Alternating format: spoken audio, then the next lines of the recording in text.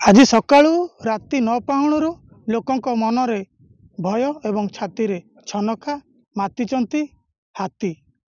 ଯାଜପୁର ଜିଲ୍ଲା ଧର୍ମଶାଳାର ଗଡ଼ମଧୁପୁର ବରୁଣେଇ ପାହାଡ଼ରୁ କାଲି ଏକ ହାତୀ ପଶି ଆସିଛି।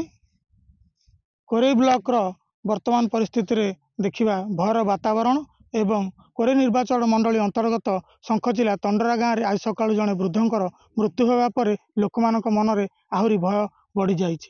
ତେବେ ହାତୀଙ୍କୁ ଘଉଡ଼ାଇବା ପାଇଁ ବନ ବିଭାଗ ପକ୍ଷରୁ ଉଦ୍ୟମ ଜାରି ରହିଥିବା ବେଳେ ଆଜି ମଧ୍ୟ ଲୋକମାନେ ଏକତ୍ରିତ ହୋଇଛନ୍ତି, ଠେଙ୍ଗାବାଡ଼ି ଧରି ଯାଇଛନ୍ତି ହାତୀକୁ ଘଉଡ଼ାଇବା ପାଇଁ ଏବଂ କିଛି ଲୋକ ହାତୀ ପାଖରୁ ଆଜି ଫେରିକି ଆସୁଥିଲେ ସିଧାସଳଖ ଭାବରେ ତାଙ୍କର ପ୍ରତିକ୍ରିୟା ନେବା କିଭଳି ପରିସ୍ଥିତି ରହିଲା ଏବଂ ଗାଁରେ କିଭଳି ଭାବରେ ପରିସ୍ଥିତି ବର୍ତ୍ତମାନ ପରିସ୍ଥିତିରେ ଉପୁଜିଛି।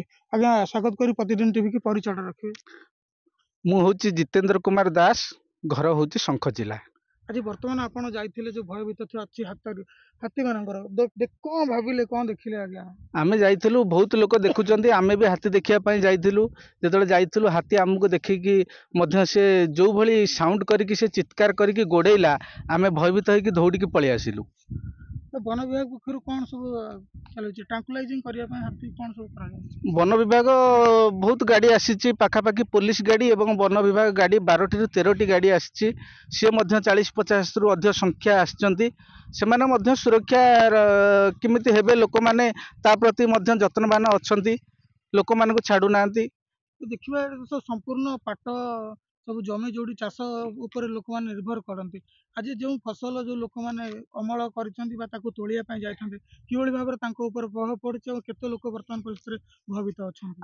ଆଜି ଚାଷ ଜମିକି ପ୍ରାୟତଃ କେହି ଯାଇନାହାନ୍ତି, ଡରିକିନା କେହି ଯାଇନାହାନ୍ତି। ଚାଷ ବିଲ ପୁରା ଫାଙ୍କା ପଡିଛି, ସେଠି କୌଣସି ଚାଷୀ କେହି ଯାଇନାହାନ୍ତି। ଆଜି ଦେଖିବା ହାତୀ ବର୍ତ୍ତମାନ ପରିସ୍ଥିତିରେ କୁଆଡୁ କୁଆଡୁ ଯାଉଛି।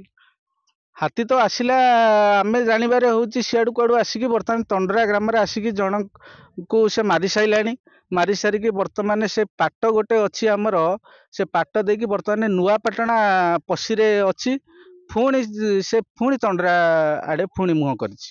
ବନ ବିଭାଗ ପକ୍ଷରୁ କଣ କଣ ଉଦ୍ୟମ ଜାରି ରହିଛି? ବନ ବିଭାଗ ପକ୍ଷରୁ ପୁରା ଉଦ୍ୟମ ଜାରି ରହିଛି, କେମିତି ଆଜି ସନ୍ଧ୍ୟା ସୁଦ୍ଧା ସେମାନେ ଧରିବେ ତାରି ପ୍ରତି ସେମାନେ ଚେଷ୍ଟା ଚଲେଇଛନ୍ତି। ନିଶ୍ଚିତ ଭାବରେ ଆପଣ ଶୁଣୁଥିଲେ ଯେଭଳି ଭାବରେ ଗ୍ରାମବାସୀଙ୍କ ପ୍ରତିକ୍ରିୟା ଥିଲା। ବନ ବିଭାଗ ତାର ଉଦ୍ୟମ ଜାରି ରଖିଛି।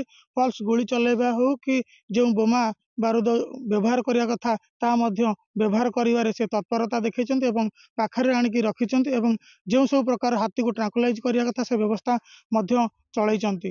ତେବେ ଦେଖିବା ପାଇଁ ବାକି ରହିଲା ହାତୀ କେବେ ଏହି ଜନବସତି ଠାରୁ ଦୂରେଇ ଯିବ ଏବଂ ଜଙ୍ଗଲକୁ ଫେରିଯିବ, ତାହା ବର୍ତ୍ତମାନ ପରିସ୍ଥିତିରେ ଦେଖିବା ପାଇଁ ବାକି ରହିଲା। ଯାଜପୁରରୁ ଚକ୍ରଧର ଦାସ, ପ୍ରତିଦିନ ଟିଭି।